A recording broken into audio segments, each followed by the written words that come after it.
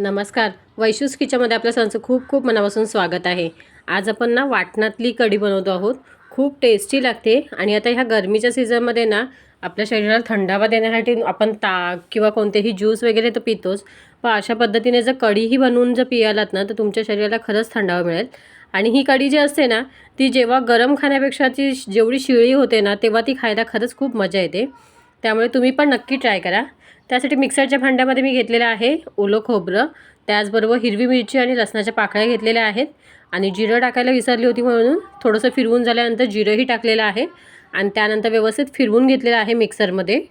त्यानंतर इथे माझ्याकडे ना घरचं दही होतं, घरी लावलेलं दही, ते मी मिक्सरच्या भांड्यामध्ये टाकलेलं आहे. जवळपास छोट्या 2 वाट्या म्हणू शकता तेवढं होतं आणि मोठा बाऊल आहे हा थोडा, तो अर्धा म्हणजे बाऊल होता आणि त्याच्यानंतर ते मिक्सरच्या भांड्यात टाकलेलं आहे. 1 चमचाभर आपण त्याच्यामध्ये टाकलेलं आहे बेसन पीठ, कारण का नंतर आपण जे पीठ वापरतो तांदळाचं पीठ वापरू शकता किंवा बेसनाचं पीठ वापरू शकता, दोन्हीपैकी कोणतंही वापरू शकता. आणि थोडं पाणी टाकून घेतलेलं आहे आणि मिक्सरला मस्त असं फिरवून घेतलेलं आहे. जर अशा पद्धतीने जर तुम्ही बनवलात ना कुठेही गुठळ्या होणार नाहीत, काहीच नाही. त्याच्यामुळे जर तुम्ही मिक्सरमध्ये सगळंच एकदाच फिरवून घ्यायचं आणि नंतर आपण त्याला फोडणी द्यायची आहे. आता टोप गरम करायला ठेवलेलं आहे. टोपामध्ये फोडणीसाठी मी तेल टाकलेलं आहे. थोडंसंच 1 चमचाभरच तेल टाकलेलं आहे. तेल छान तापू द्यायचं. त्याच्यामध्ये चमचाभर आपण राई जिरं इथे मॅडम मिक्स केलेलं आहे ते टाकलेलं आहे जवळपास चमचाभर, कारण का म्हणजे आपण कढी म्हटली ना की त्याला फोडणी ही चांगली पाहिजे. राई जिरं त्याच्यामध्ये आणि कोथिंबीरशिवाय कोणतीही कढी चांगली तयार म्हणजे खायला वगैरे टेस्टी अशी लागत नाही. त्याच्यामुळे कढीपत्ता टाकलेला आहे फोडणीवर आणि त्याच्यानंतर छान तडतडलं की आपण जे मिश्रण मिक्सरमध्ये वाटून घेतलेलं आहे दह्याचं आणि प्लस वाटण वगैरे ते सगळं याच्यामध्ये ओतून घ्यायचं आहे. आणि घरचं दही असल्यामुळे जास्त आंबटही नाही आहे आणि जास्त एकदम गोडही नाही आहे, मीडियम आहे. जसं कढीला आपल्याला लागतं तशा पद्धतीने आहे. इथे मी थोडं पाणी टाकलेलं आहे. कन्सिस्टन्सी तुमच्या ह्याच्यानुसार आवडीनुसार आपण तुम्ही म्हणजे कोणाला घट्ट लागते कढी, कोणाला पातळ लागते, त्या हिशोबाने तुम्ही त्याच्या कन्सिस्टन्सी ॲडजस्ट करू शकता. याच्यामध्ये पाणी लागेल तसं टाकू शकता. मी इथे मस्त असं पाणी टाकून घेतलेलं आहे. त्यानंतर थोडीशी हळद टाकलेली आहे.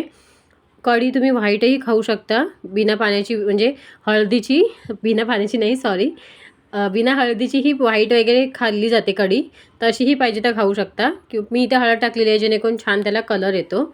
आणि त्यानंतर चवीनुसार मीठ टाकलेलं आहे. थोडंसं पाणी कमी वाटलं होतं म्हणून आधीच पाणी मी त्याच्यामध्ये ॲडही केलेलं आहे अजून. आणि छान असं, कारण का वाटण आहे बेसन आहे त्याच्यामुळे थिकनेस त्याला येतो नंतर जसं शिजेल तसं. त्यामुळे थोडंसं पहिले स्टार्टिंगला थोडीशी पातळ ठेवायची, नंतर जशी ती थंड वगैरे होत जाते ना तशी ती घट्ट होत जाते. त्यानंतर भरपूर अशी बारीक चिरलेली कोथिंबीर टाकलेली आहे आणि याला छान अशी उकळी यायला द्यायची आपण. मस्त अशी उकळी फुटली ना की नंतर आपण गॅस बंद करायचा आहे. जास्त मी इथे उकळवत नाही. बघा इथे मस्त अशी उकळायला लागलेली आहे.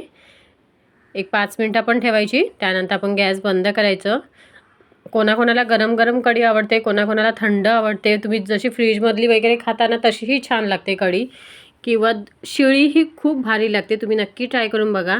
शिळ्या कढीची चव जी असते ना ती ताज्या कढीपेक्षा दुप्पट असते. मला तरी पर्सनली तशी आवडते. आता इथे मस्त अशी उकळी आलेली आहे. गॅस बंद केलेला आहे. त्याचबरोबर मी आता मग नुसती कढी नाही तर कढी फक्त मी पिण्यासाठी वगैरे बनवलेली, त्याच्यामुळे बाकीचंही तुम्हाला दाखवते आहे. कढी तर बनवलेलीच आहे, त्याचबरोबर भात आहे, त्याच्यानंतर मटर पनीरची भाजी आहे, त्याचबरोबर चपाती आहे, कांदा आहे तोंडी लावण्यासाठी. छान असं म्हणजे साग्रसंगीत जेवण आहे. कसा वाटला मग आजचा हा व्हिडिओ, आजची ही रेसिपी? आय होप तुम्हाला आवडली असेल. आजचा व्हिडिओ आवडल्यास व्हिडिओला लाईक शेअर सबस्क्राईब करायला अजिबात विसरू नका. Thanks for watching.